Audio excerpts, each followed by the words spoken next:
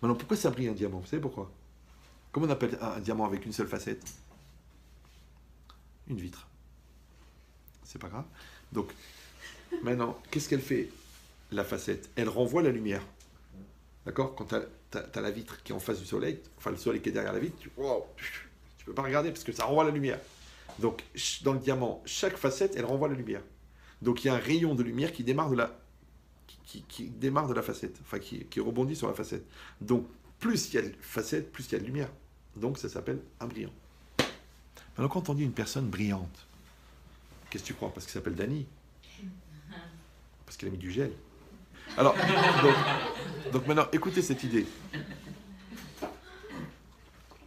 Cette idée, vous avez compris maintenant que de la même manière que tu vas prendre le diamant, c'est très intéressant, j'avais vu aussi une vidéo sur ça, comment ils taillent le diamant. Vous savez, ils ont un cercle comme ça qui tourne, et sur ce cercle-là, il y a de la poussière de diamant.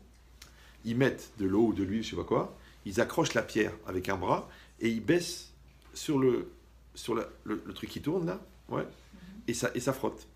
Et donc, ils font apparaître une facette, une facette, une facette, une facette. Maintenant, si tu réfléchis bien, le diamant, c'est toi.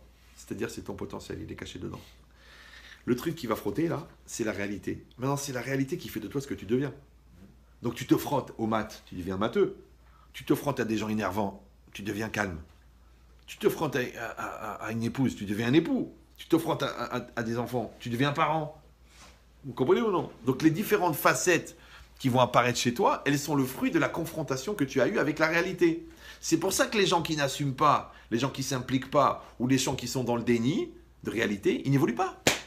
Après tu dis, mais comment on peut avoir une réaction de gamin à 45 ans? Parce que ça fait 32 ans que le mec, il est en sommeil. Il dort. Le tour. Ouais, il n'évolue pas. Mais tu te confrontes. Ben, c'est pas facile. Voilà, c'est pas facile. Moi, j'ai connu des gens, ils ont perdu 3 fois toute leur fortune. Et quand je te parle de perdre, c'est des mecs qui ont perdu des centaines de milliards. Ils sont relevés. L'autre, il a fait un petit business à 10 000 euros, une sandwicherie là-bas, à la sortie de la porte de la chapelle. Il a planté. Il a planté. L'avocat, il l'a planté. Le truc, il a planté. Le mec, il a fait une dépression, 17 ans de dépression. Mais tu tombes, tu te relèves. Non, c'est vrai ou non? Ça, c'est la culture américaine. La culture américaine, c'est dans le business, c'est que les plantades font partie de l'évolution. T'apprends de tes erreurs. Les Français, non. Si tu t'es planté, c'est que t'es nul. Faut que tu meurs. Trouve un tabouret, une corde, on va t'aider. D'accord? Trouve un étage élevé, on va te trouver une solution. Non, tu t'es planté, tu grandis. C'est comme ça la vie. C'est comme ça. C'est la vie. Ouais. Alors, qu'est-ce qu'elle dit la Torah? Le tzaddik, il tombe 7 fois, il se relève. Ça va. Mais les commentaires, ils disent, mais on dit 7 fois, c'est une façon de parler, mais c'est 7000 fois. 7000 fois, tu tombes, 7 fois, tu le relèves. Pourquoi? Parce qu'en fin de compte, la capacité de se relever, elle vient du fait que tu es tombé. Ben, c'est comme la bonté, par exemple. La bonté, la reconnaissance, elle n'existe que parce qu'il y a eu de la bonté. Pourquoi tu veux du bien à quelqu'un? Parce qu'il t'a fait du bien. D'accord? Mais la bonté, elle vient du fait qu'il y avait un manque à combler. Donc le manque à combler, il a généré la bonté, et la bonté, elle a généré la reconnaissance. Ça va toujours? Donc par transitivité, la reconnaissance ne peut exister que s'il y a un manque. Donc s'il n'y a pas de manque, il n'y a pas de reconnaissance. Donc il faut reconnaître la dimension complémentaire de nos manques. Prévert, il avait dit ça dans un petit poème quand j'étais jeune. Il avait dit que Dieu nous donne notre faim quotidienne. Au lieu de dire notre pain quotidien, parce que si tu n'as pas faim, à quoi elle sert? C'est comme toi, tu rêves de devenir riche. Non, tu le vois, le mec, il a 3 milliards, il a 6 villas, et toute la journée en train de fumer des joints et de prendre des lignes. C'est quoi son problème? C'est qu'il a confondu le verbe avoir avec le verbe être. Le but, c'était d'être. Mais on lui a fait croire qu'en ayant, il était. Donc il a dit j'ai de l'argent, verbe avoir, je suis heureux, verbe être.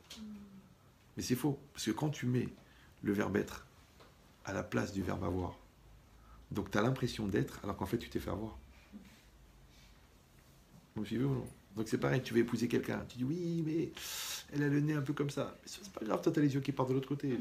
Ok, parce que, ouais. Après tu dis ouais, mon fils, il est un peu lent d'esprit. Il est un peu lent, parce qu'en fait c'est un génie, mais c'est que il était autiste, Einstein. Alors on pensait que c'était un demeuré. Tu as vu ce qu'il a fait? Tu dis ah, j'aimerais bien avoir des gosses demeurés comme lui. Ouais. Donc c'est quoi l'idée? Toute la vie, c'est comme ça. C'est-à-dire qu'il y a dans tous les systèmes, il y a des avantages et des inconvénients. Il y a des hauts et des bas. Il y a des bons moments, il y a des mauvais moments. Ça, c'est complètement débile parce que on dit après la pluie vient le beau temps. Mais c'est débile parce qu'après le beau temps, vient la pluie.